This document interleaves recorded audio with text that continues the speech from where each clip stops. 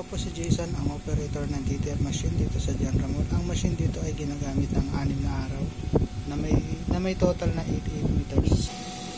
Ito ang reaper head. Ito naman ang capping area.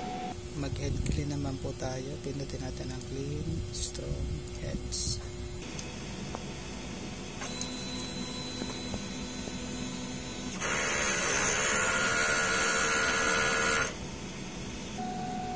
Rubber wiper, lagi natin pupunasan pagkatapos natin mag-head clean.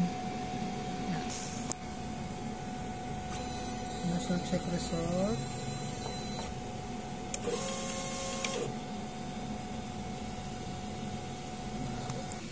Ink system namin ay tama lang. Waste tank nilinis kahapon. ABR. Ground wire. Ito po yung mga in-use supply natin. Mga unused natin na consumable. Dito naman po sa baba yung mga detail film. Nagagamit ako ng isang film, isang powder, 3 white ink, at isang cyan. Ito naman ang daily output. Ito naman ang daily checklist record natin. Ito naman ang monthly checklist natin.